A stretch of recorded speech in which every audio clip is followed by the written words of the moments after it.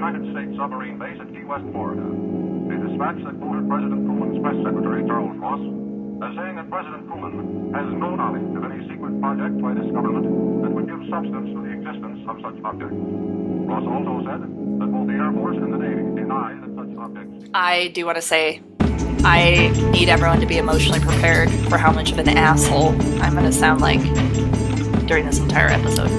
Yeah, I can't even pronounce the name of it.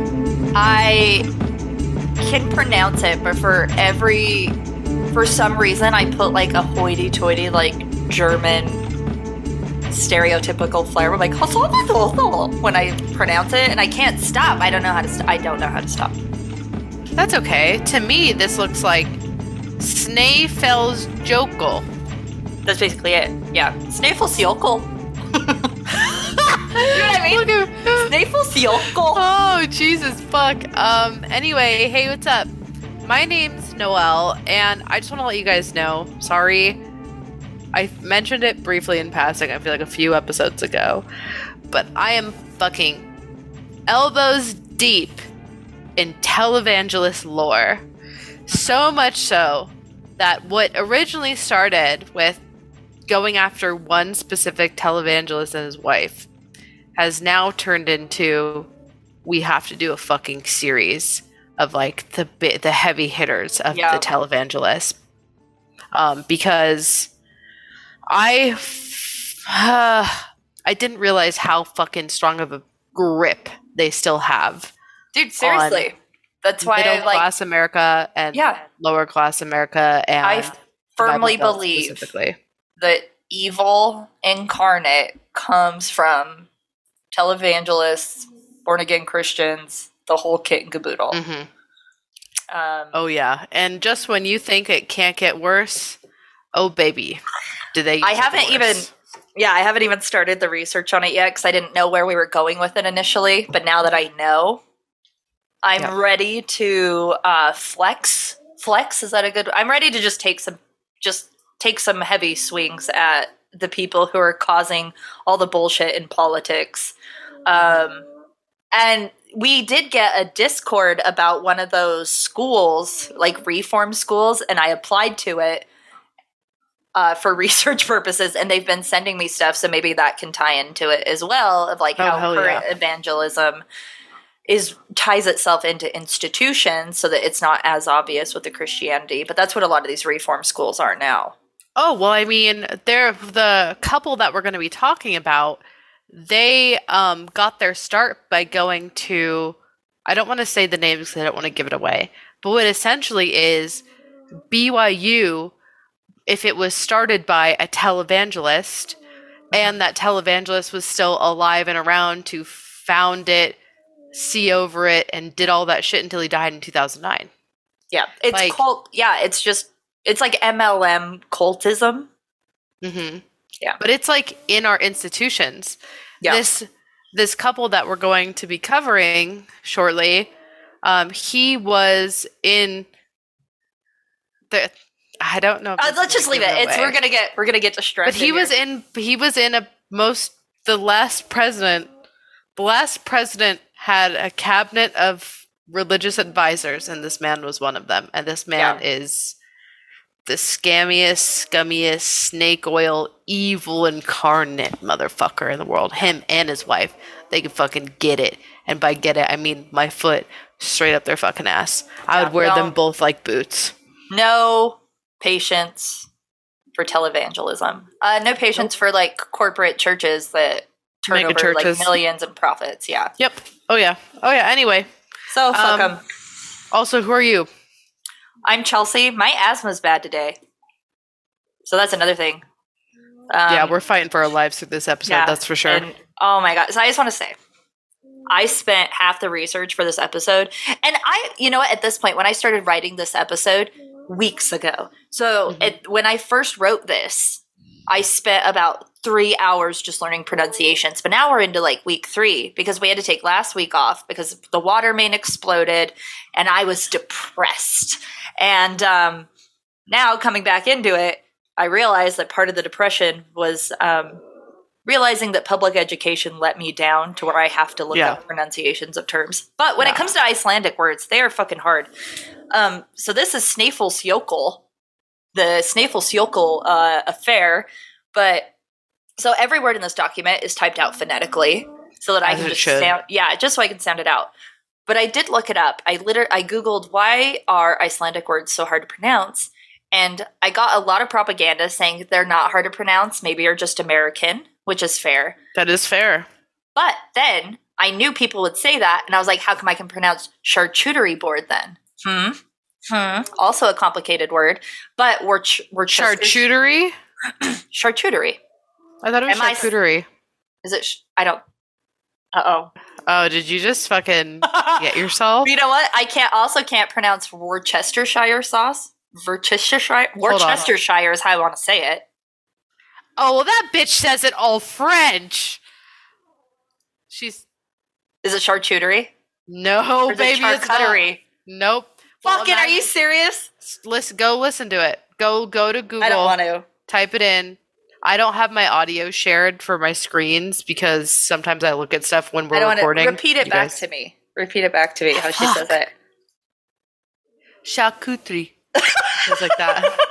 Fuck her. I'm not saying it like that. Charcuterie. She says like that. Yeah. Yeah, but regardless, there's a lot of mouthfuls of words that we're going to be saying in this episode, and I'm going to apologize in advance for the weird accent and affectations that I put on them.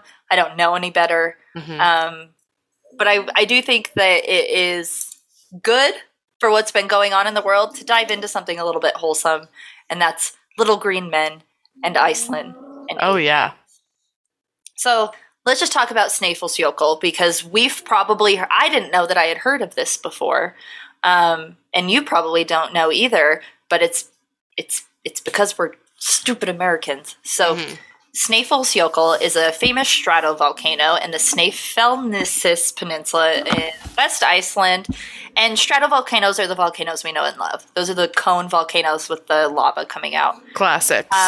The glacier-capped volcano gained worldwide attention when it was featured in the novel Journey to the Center of the Earth by author Jules Verne. So Snæfellsjökull is the entrance to the Journey to the Center of the Earth. Okay. So we all knew about it. Isn't that fun? So Snæfellsjökull is part of a volcanic range which is almost 1 million years old and has 20 distinct lava flows. And although it hasn't erupted since 50 to 350 AD, it is still a very active tourist attraction. It's a glacier-covered volcano, so really, any way you slice it, it's the best of both worlds.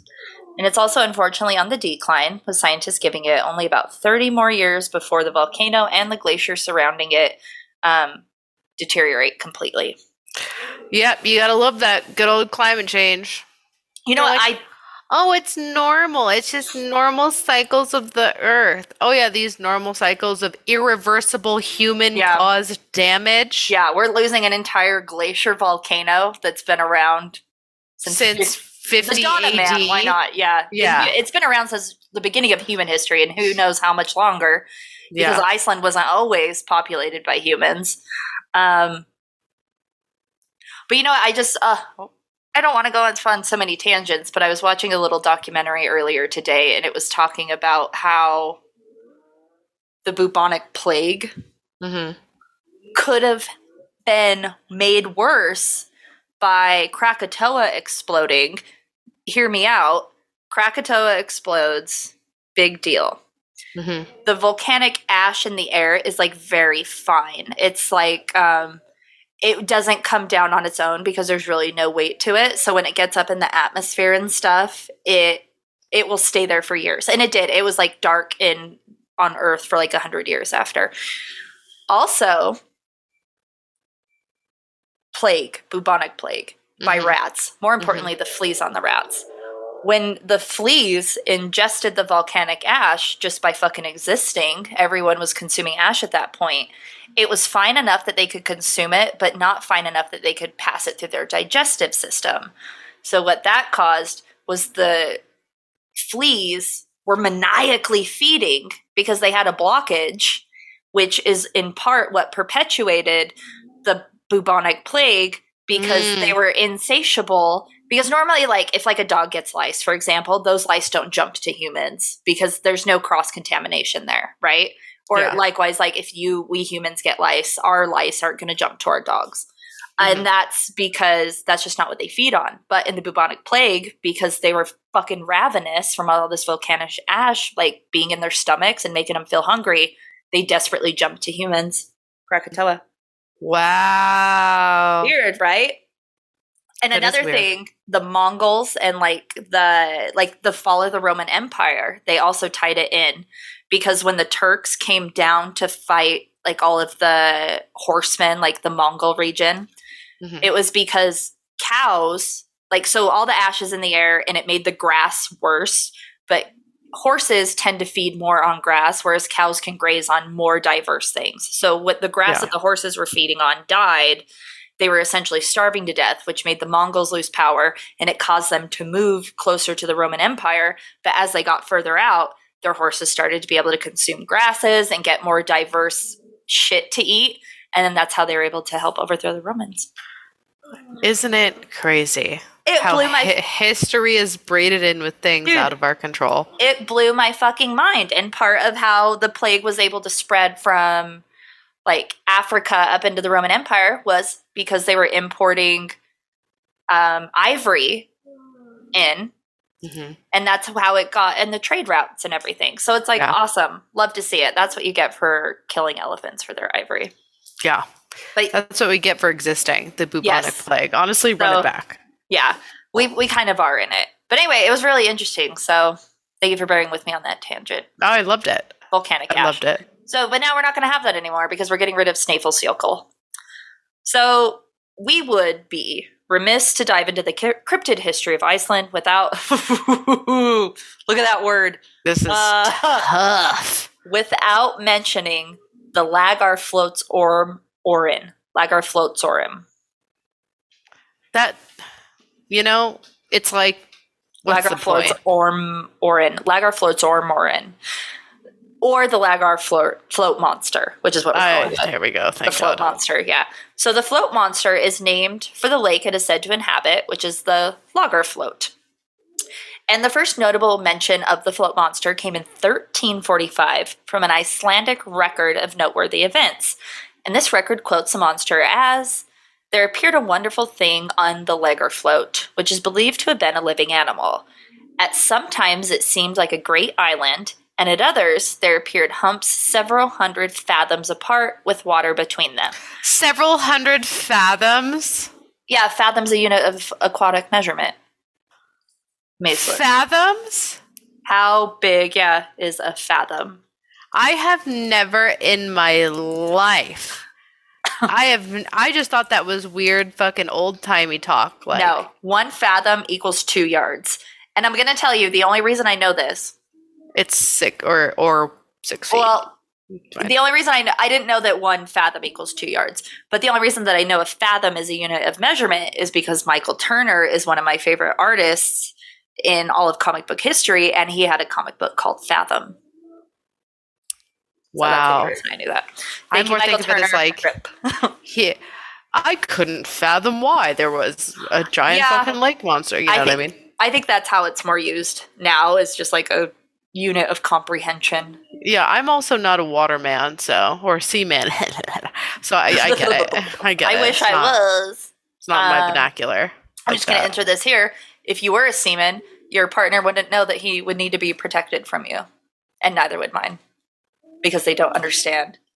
Help. That is a Patreon deep cut.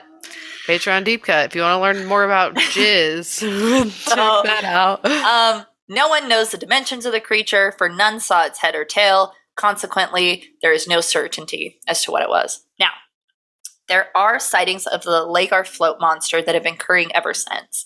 And in 2012, I had no idea this is what it was, by the way, because I saw this when it first came out. But in 2012, there was a video making the rounds on the internet where an Icelandic local caught what appeared to be something moving through the ice in the way you would expect a sea snake would. And of course, there were people who spoke out against the video, and they thought that all you were seeing was a clump of ice that was being pulled through the water. Now, I put a screen grab of this moving through. And granted, it didn't grab as fluidly as what it was moving, but I think you and I can both agree that this doesn't it looks more like a snake than it does by something being dragged through the water. You know what it looks like to me? It looks like when you're looking at bacteria under a microscope. Or those floaters that you get in your eyeballs sometimes. It does look like a eye floater. Yeah. That's like literally what it looks like. But if someone tried to tell me that an eye floater was a piece of ice, I'd tell them to piss off, because that's clearly not what it was. Yeah. Not to mention it was huge. And while our goal of this episode isn't necessarily to convince you of the validity of the 2012 sighting or look into the evidence surrounding the Lager float monster at this time, we do want to highlight the importance of folklore in Iceland before moving on to our main story. So Iceland was first colonized by Nordic tribes between 874 and 930 AD, where farmers were in search of prosperous land. So the Vikings brought with them a pantheon of gods, which have stayed ingrained in their culture to this day. And I do want to make an important distinction. Iceland is not particularly religious, but they are very traditional culturally. Oh, I wish that was our case. Yeah. Oh, boy, do I wish. What that means is that to this day, the vast majority of Icelanders believe, or, important distinction, refuse to deny, the existence of trolls, elves, and other strange beings who inhabit the land. God, why couldn't that be us? Instead we have to like fucking light off fireworks and scare dogs and veterans and shit. Yeah. And the only way I could really compare this is with like American culture, like specifically if we put that in a microcosm, is how we believe in aliens. We may not know the specifics, but we're not saying otherwise. And that's essentially how it is in Iceland, because you talk to anyone about aliens, it's not a religious thing. It's just like, they got to be there because there's too much evidence. And that's essentially how Iceland thinks of elves, trolls, things like that. Speaking of fucking aliens. Oh, the disclosure. Yeah, the disclosure. Yeah. The disclosure is finally saying like on the 17th of this month, May 17th, Pentagon officials testified at the first public UFO hearing in more than 50 years that they are a potential national security threat. I wish that they would come out and say aliens from another planet and not just unidentified flying objects, though. I know. They said, what was it? Democratic Rep. Andre Carson of Indiana, the chairman of the hearing, said, quote, "For too long, the stigma associated with UAPs has gotten in the way of good intelligence analysis.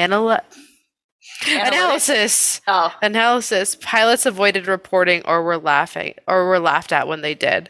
So anyway, it's finally fucking happening. But isn't that just, it shows the state of the world? Like the original documents came out in the middle of COVID saying like, no, we do have UFOs. Yeah. Yes. And everyone was like, that's crazy, cool, whatever. We're dying. Yeah. And now we've got like a regression of 100 years in our political climate. And so they're like, by the way, not only do UFOs exist, but they're for sure a security threat to us. And we're just like, that's crazy. We're dying. You know what I mean? Like, we're like, we lost our abortion rights. Yeah, we're like, I fucking wish they would, dude. I wish they would come. Dude, they picked the perfect time to release that too, because I would have thought, purpose. Yeah, I would have thought this would have been revolutionary to my life. Mm-hmm. And now I'm just like, does my boyfriend need to get a vasectomy? Because what happens if I have an ectopic pregnancy? I cannot terminate it.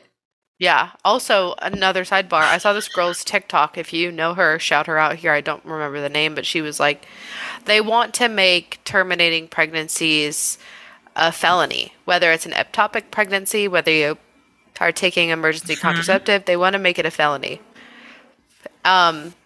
What can't felons do? Vote. Exactly. Yeah. Exactly. Dude, that's the real rabbit hole. Whenever people are like, what's a conspiracy you believe in? I'd be like, oh, this. Because it's going to happen. Yep. Like, and it's not just, here's the important distinction here. Affluent women are still going to be able to get abortions. They always have, and they always will. Non-affluent women, dare I say the marginalized, are not going to have access to this. And the marginalized tend to vote more liberal. Mm-hmm. Yep. So history is doomed to repeat itself when no one pays attention. Yeah, it's the CIA sterilizing people all over again, which is not a conspiracy. They actually did that. Yeah, there's you think that they tested birth control on middle class, upper class white women in suburbia? No, the fuck they did not. No, the fuck they did not. A lot of women in those communities were told that they were receiving free medical care for things such as menstrual cramps and to help with heavy flows, and what they were actually getting was forced sterilization. Here's another one, not a conspiracy. All of the corpses, like medically donated corpses that science uses to establish medical procedure and stuff, were always male. So women, they don't study the impacts that certain things have on us. So if I was like, Noah, what would happen if you had a stroke or a heart attack? You would describe symptoms to me. Those would be the male symptoms, because female symptoms of a heart attack are very different. Female symptoms of a stroke are very different, but that's not ingrained into our heads. We are only brought up to recognize when it happens to a man. So anyway, burn it all the fuck down. Yeah. There's no voting anymore. That's the thing. They could take away my, it doesn't matter. We're past the point of voting. It's burn it down territory. Yeah, I agree. My precious father came by today to drop off my mail and then just yelled at me about politics. And the whole time I'm just I agree. I hate everything. Mm-hmm. But it's we're hating the machine, but we're focusing on the wheels, man. I know. I know. Anyway, I like how at the beginning of this, we're yeah, let's just bang this one out. And now we're on tangents and I know. Okay, anyway. Get back to the worm. I'm specifically not calling it that, so please fucking stop. It's a worm. It's the Icelandic worm. It's not. Spoiler alert. It's the logger monster! Look up the Icelandic worm. No, don't. So speaking of aliens, there's a bit of the United States tied into Iceland's strange history of encounters, specifically since we would hang out there during the Cold War. And, not a conspiracy, there are official government reports about these sightings, especially since the Americans would go scrambling their fighter jets every time they believed the Russians were invading their space.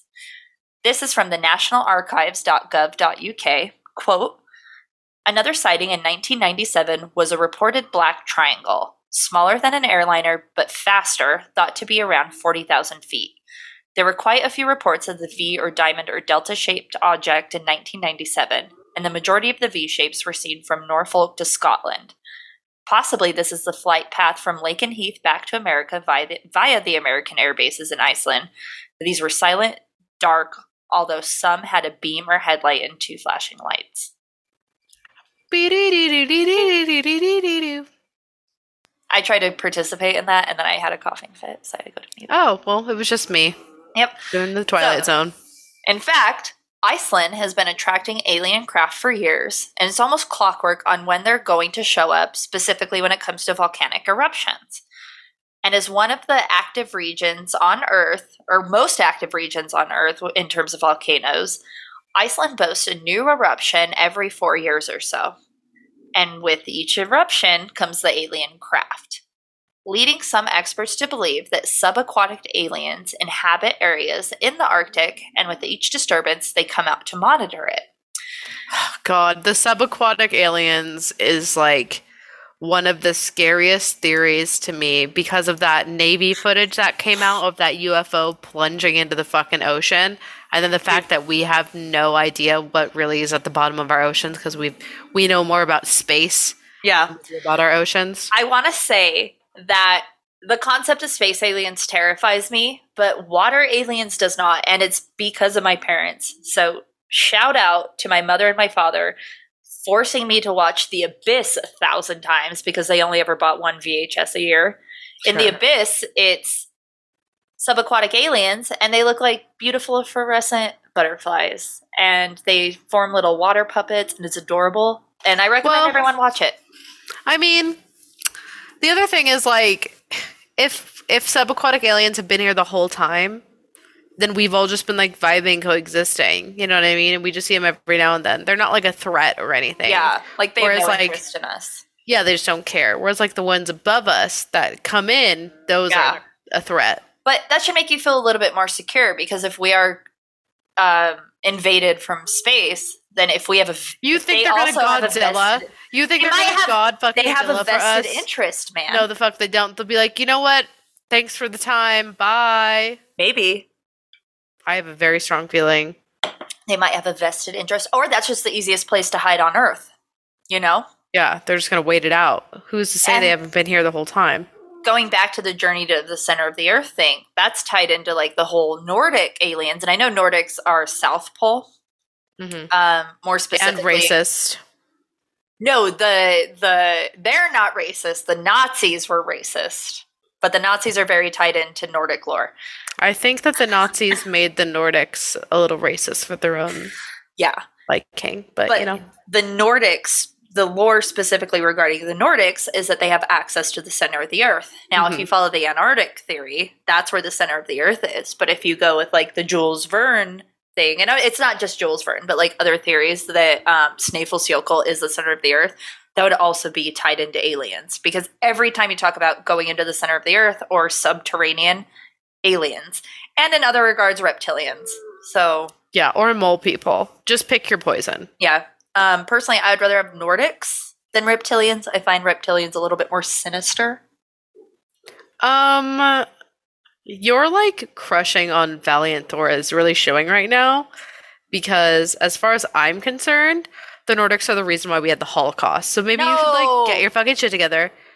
Yes. You are misinformed, ma'am. It was Hitler's obsession with Nordic purity that led him to try to obtain it through racist means. Yeah, and then he was also trying to tap into Nordic powers and abilities. Don't forget that fucking ray he shot up into the goddamn sky. Were they playing ball? No fucking ma'am.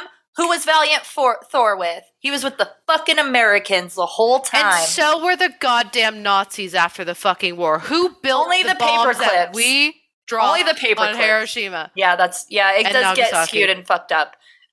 We live long enough to see ourselves become the villains in most points. I just don't want to misalign. The Nordics are tied in with Nazi theory because I think Nazis wanted to obtain what the Nordics were, but I don't think the Nordics themselves. Aryan comes from Nordics. Yes, but Aryan is the bastardization of just what these aliens happen to look like. All I'm saying is, and you might not like it, if we didn't have Nordic aliens, we wouldn't have a Holocaust. No, if Hitler would have gotten into art school, we wouldn't have had a Holocaust. That's also true. So, if both of those things were true, if he didn't find an obsession with Nordic aliens and he also got into art school, no Holocaust. I just want to say that like we shouldn't misalign the Nordics because they might Godzilla for us in the. I don't think they're doing anything. Holocaust. Well, it's not. The Greys aren't on our side. We gotta fucking. I'm sure Nordics are enemies of the Greys, so the enemy of the enemy is my friend. Valiant Thor, and I also don't know. I think Valiant Thor was technically a Venusian. Isn't that the stance he was. He was a Venusian. I can't remember the stance we took on him. It was tough. I've been up every night since. I can't. The jury's still out. But either way, he matched the criteria of a Nordic, but the Venusian aspect would play more into why he was working with the CIA. Yeah. It's hard to keep this straight. No wonder I got confused when I was talking to the police. It's hard to keep anything straight when your brain is fucking sometimes. Mush. Oh yeah. Oh yeah. We do listen to the cop call on Patreon. Anyway. Yeah. Subaquatic aliens. That's right. Jesus. So, this isn't a recent development either, considering that there are many aspects of Icelandic lore where fishermen describe illuminated objects beneath the ocean surface. And some theorists want to go so far as drawing a line from aliens directly to Iceland's many creatures of folklore. So, for example, the hudfolk, or hidden people of Iceland, are wrapped up in such theories. So, while some may call these hidden people elves or trolls, others would simply call them little green Chelsea men. Bloomfield. Yeah, that's sweet. The pallid nature of my skin tone is due to the fact that I don't go outside. So white that she's green.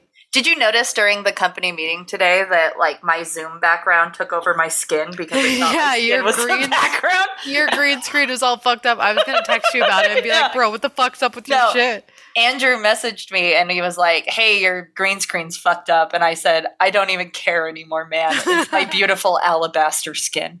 It's true. It was registering her white skin as green, and so she was the fucking background. Yeah, and that's, yep. But anyway, so little green men, not to be confused with grays, were perhaps the most popular portrayals of aliens in pop culture. And next, we're coming to the bulk of our research, which was consolidated by UFOinsight.com, and I will be relying on their article heavily for the rest of the episode until I mention another source. So, one UFO researcher named Tony Dodd took specific interest in the sightings from fishermen specifically. And Dodd was able to document some of these incidents and has been summarized as saying, quote, reports would arrive from these fishermen of exclusion zones put into place miles wide by the U.S. Navy. They would also make regular reports of underground vehicles that were definitely not submarines, as official papers would suggest. On several occasions, they would even tell of gigantic crafts entering the waters off the coast of Iceland, moving at an alarming rate. What I love about this is that they were like reports of, quote, underground vehicles, and then they said they were, quote, definitely not submarines. So underground vehicles, I just think of like a fucking Hummer, cruising on the bottom of the fucking ocean, and some fisherman's like, that's definitely not a fucking submarine. And then that's this report. Yeah, I think of like the Beatles' Yellow Submarine, like a bus car. Yeah. There's just a VW bus going fucking 85 on the bottom of the ocean. And some fisherman with two teeth is like, that's no submarine. Yeah, like, I'm saying for some reason, Icelandic fishermen also sound like rednecks, but like, that ain't no submarine. That ain't no submarine. I don't even know what their accents sound like. That ain't no submarine. What? I need to edit that out. Moving on. Leave it. They would also report of how electrical equipment on the ship would malfunction in the object's presence. So, one such occasion that sparked military interest took place at the end of 1992 in the North Atlantic. On December 20th, a UFO appeared between Iceland and Scotland's Orkney Islands. A fighter jet was dispatched from Scotland to intercept it, and while ground control watched their radar, they witnessed the jet approach the UFO, merge with it into one object, and then disappear right away. Damn. The National Icelandic Coast Guard, along with search and rescue from Scotland, immediately went to the radar area to find the downed pilot, but to this day have found neither pilot nor explanation of what could have happened on that cold winter day. Yeah, no shit, motherfucker. He wasn't downed. He was fucking time traveled. He was warp speeded. He's in a different fucking dimension. I'm going to call it, that's an abduction. Yeah. Straight up taken. He's going to blip back out in like 3032. I hope he does. It'll be a dust land here. Yeah, It'll be toxic waste. Yeah, or he blipped in and to Amelia Earhart's plane and freaked her the fuck out, and then she got blipped out too. I thought that they figured it out with her. I've heard that, but I don't like some fucking birds ate her or something. No, I thought they saw, but then there's also, okay, so I've heard that they found like remains on an island that could be her, but I also have heard that there's photographic evidence on a remote island that was inhabited that could also be her because it was a white woman. Brother. March 7th, 2018, from WashingtonPost.com. Bones discovered on a Pacific island belong to Amelia Earhart, a new forensic analysis claims. Why didn't we? Why wasn't this? Why haven't we caught up to why wasn't this news? What was going on in 2018 that it didn't make national news that they found bones on a Pacific island and forensic analysis says that it was Amelia Earhart? I heard that, but there's also the sightings of the woman, the white woman. I'm going to send it to you, but there's also sightings of like a fucking white woman suggesting that she survived the plane crash. Because look at this. The picture shows... You're giving me very much JFK Jr. survived energy right now. No. The picture is... Are you fucking kidding me? The white woman The because she picture fucking is went down in the 30s, man. What are you expecting? it is as clear as closing your eyes, and it's the back of her fucking head. It's the back profile of her head, and she has the same haircut, and she's clearly white. Unbelievable. There is clearly a white woman there. You're being a fucking hater, man. And look at this. Being a denier. No, there's also a picture of a plane being dragged behind like a big ass ship that looks like Amelia Earhart's plane. So like she went down and was intercepted, and then they didn't want the US government decided to bury it because they're like, yeah, fuck her, she's a woman. Like, we don't care what you do with her. And then she was taken as a prisoner. Unbelievable. No, fuck you, Noelle, because here's why. That we have gone off so much less, and you're gonna look me in the eye and tell me that isn't sus AF? Because I believe science. Dude, I'm not saying the bones aren't hers. I'm just saying I don't think her plane crashed and that she went down. You're going to look at me and you're going to tell me that you believe that we didn't go to the moon and Stanley Kubrick hid evidence of it, but you're not going to tell me that Amelia Earhart's bones weren't fucking planted? I'm going there. No, you started it because you're looking at photographic evidence that suggests that she survived the crash landing, and you're just going to immediately dismiss it, but you'll swallow the Kubrick moon landing. You don't have to swallow it. It goes down smooth. Yeah, it goes down fucking smooth. This goes down like a fucking cognac, baby. No, this goes down like a fucking suppository. Well, I'm gonna do. You know what? We got to do an Amelia Earhart episode now because I feel like you're being facetious and I feel like you're being uncaring to my passions about her. I'm not saying she didn't die, and I'm not saying they didn't find the bones. I know what you're saying. I know what you're saying. I'm saying. I know what you're saying. That she was likely intercepted prior to her death, and we don't know the full story. It's like the Lindbergh baby all over again. You can't just... something happened in the middle. Sure. She died. That's what it was. I know. Well, I'm going to say this, but you're being kind of a biatch about it. So yeah. I can't believe you're looking at these pictures and you're like, pictures, it's blurry. I have seen better pictures. You know what? You know what is a more profound and prolific image of evidence? Is the fucking like Crenshaw leprechaun. That picture is more believable to me than any of this fucking bullshit. You're being such a cow about this. How dare you?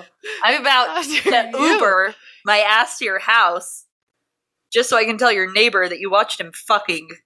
So he can like follow up to that. That's a Patreon story for more details. Yeah, he hasn't parked in his spot in the parking lot since he parks on the street now, and but I don't think he realizes I have a camera, so I still see you. Honestly, I see you more now because every time you walk your happy fucking face fucking ass up and down those stairs, baby, I get pinged. Oh, so you'll trust that photographic evidence? Have you seen my camera? Yes, I have actually. Shit's in 4K. It's pretty high tech. I like when you yell at people while we're out like paddle boarding. Yeah. You have that power now. Anyway. You know how it is. Anyway, let's get through this. I don't know if I can get over the whole Amelia Earhart thing. Well, you're going to have to because it's reality. I need to find where we are. Oh, so the pilot went down and I never found it. So here's where we really get into the meat of the episode, the Snæfellsjökull affair. So this pilot kicked off the whole thing. So interestingly enough, NATO declared the area would be shut down completely for a quote-unquote naval exercise only 3 days later.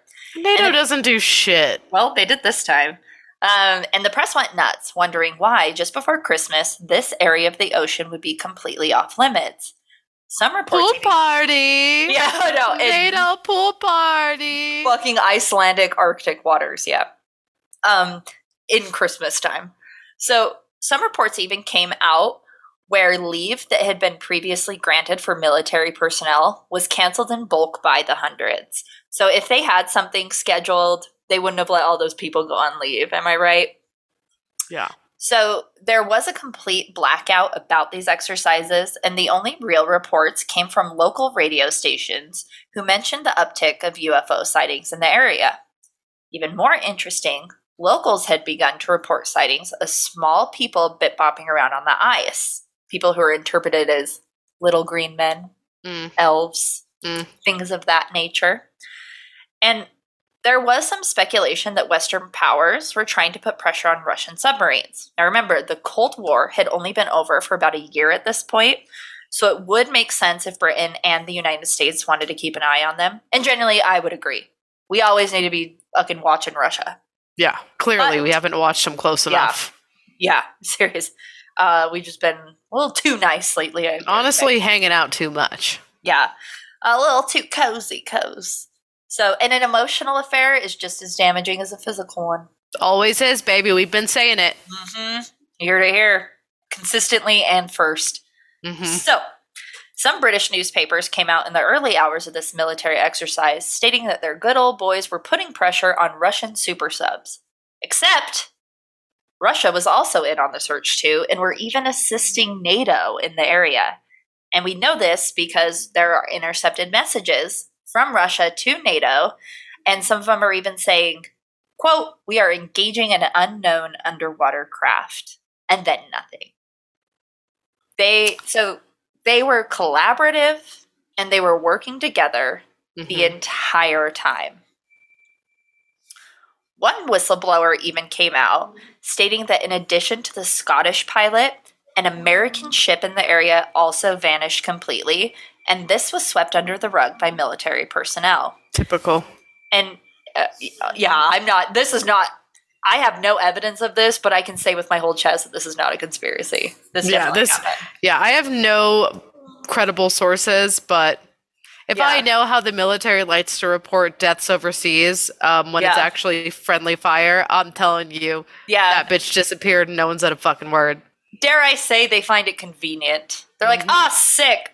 Those people never existed. And even though the initial military presence died down in that area, Russian and NATO ships and other submarines continued to monitor the area for years.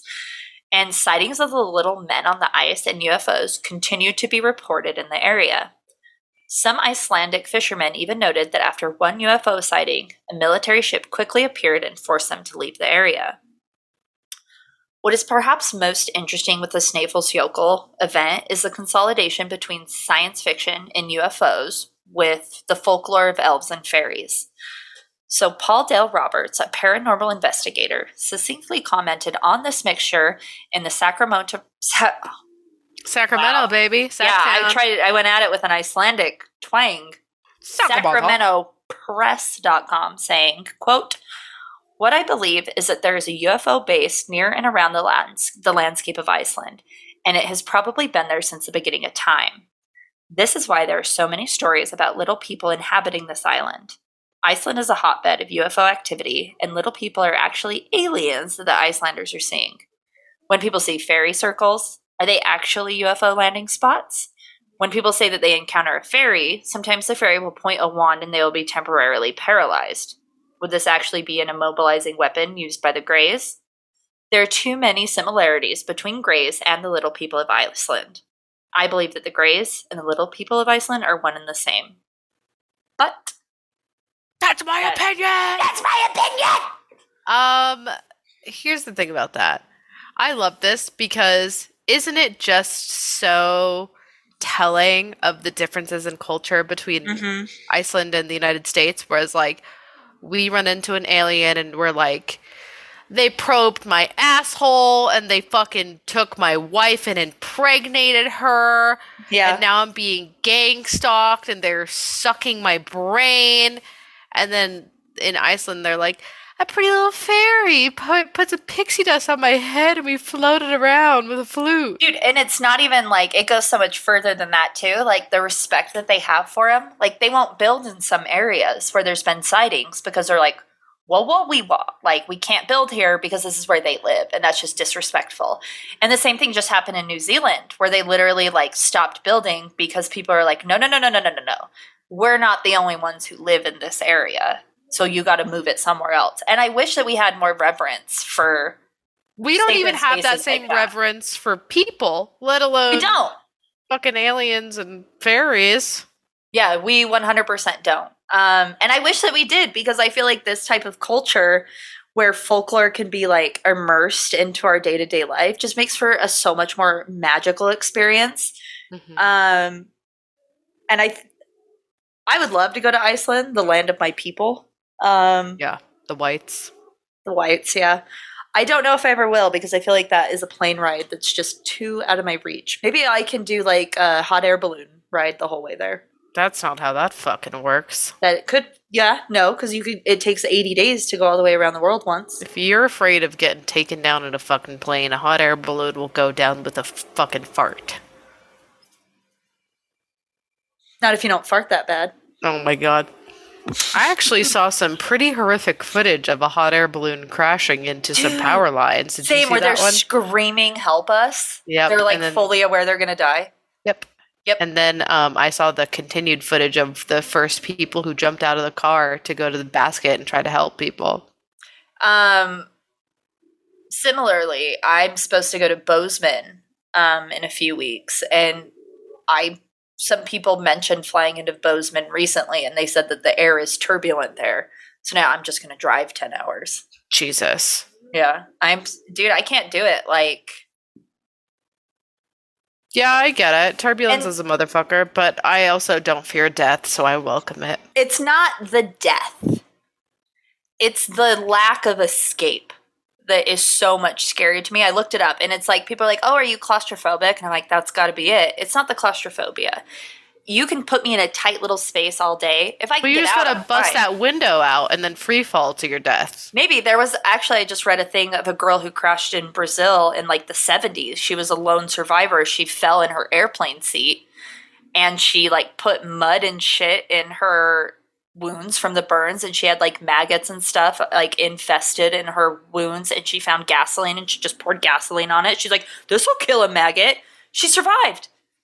Wow. And she thrived. The picture of her being rescued, she looks like a freaking Victoria's Secret model. Beautiful. Wow.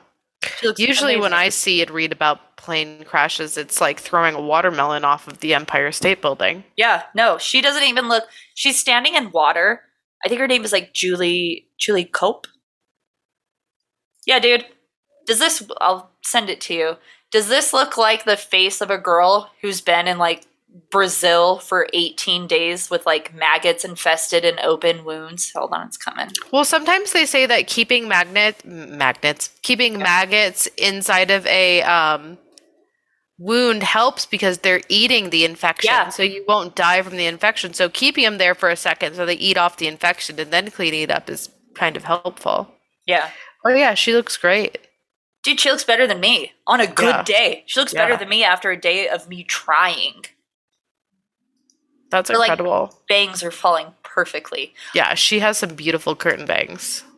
That's my goal every time I ask for bangs. And then this is not, my hairstylist is a gift from God herself. Mhm. But You gotta fall out of a plane. I'm a plague from the Mariana Trench, and I will never be able to successfully pull off any hairstyle ever. Yeah, I think your hair looks good. But anyway. You have to say that. No, I You do. have to say that because you know that my emotional well-being rides on what you say from day to day. No, I think it looks good. I like the length that it's at now. Thanks. You too, actually. Your hair looked like was falling like very nicely, and I thought your bangs looked very shiny and fluffy. Yeah, because I just washed my hair. Anyway, enough about this. Let's talk more about cooler things. You heard us mention it a few times on this episode. Make sure you subscribe to our Patreon. $1 gets you in, and you can find a link to that Patreon in any of our bios. Ours personally, I'm at Noelle Fain. That's at Sithlard or at Go to Hell Podcast on all the socials. If you click that Linktree link in our bio, it'll get you to our Patreon page, our merch site, where we still have the Support Trans Kids shirt, where 100% of proceeds are being donated. Check that out for Pride Month. And our other cool merch. You can get a link to Kelly Holloran or at Wild Wood Owl on Etsy. Her stickers that she's made for us, super cool stuff. Our Discord High server. quality also, I will say. Super high quality. Our Discord server, our private Facebook group, and we also have at the top of the page pro-choice resources. So if you click into that, it is supportabortion.net, and it's ways to help, both free, virtual, and paid ways to help. Even just things like attending a protest near you, donating to abortion funds, signing petitions, writing to your local representatives, recording your story, educating yourself, and learning about representatives and candidates who support pro-choice. So definitely go check that out as well. And now more than ever, hail Satan. Hail reproductive rights. Hail reproductive rights for sure. All right, bye. Bye.